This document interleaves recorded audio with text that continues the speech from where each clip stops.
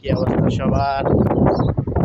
যে গরম পড়ছে সৌদিতে, খেজুর পাকা শুরু হয়ে গেছে, দেখতে পাচ্ছেন লাল লাল হয়ে গেছে। দেখেন কি রোদ, রোদের যে ভিউ, ধীরে ধীরে প্রবাসীদের কষ্ট সব ফর ইউ। যত রোদ হবে তত কষ্ট প্রবাসীদের, যারা বাইরে কাম করে। সবাই বেশি বেশি পানি খাবেন। তো দেখতে পাচ্ছেন খেজুর পেকে গেছে। খেজুরের যে স্বাদ, যেমন আমাদের দেশে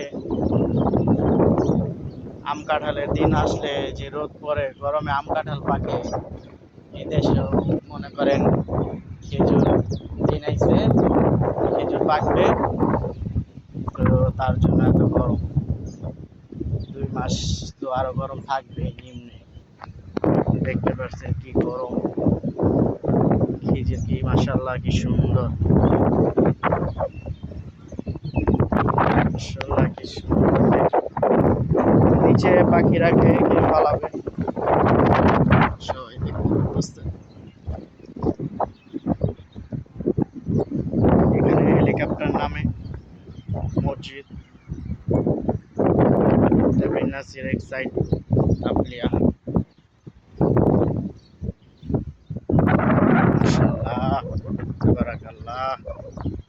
দেখতে পাচ্ছেন খেজুর গাছ, অভাব নাই, খেজুর পাকার সময় হয়ে বসছে।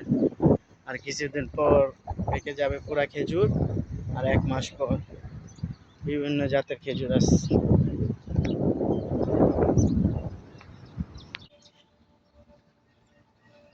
তো গরম বেশি, তো এই জন্য পানি দেওয়া হইতেছে এখানে, সেই পানি।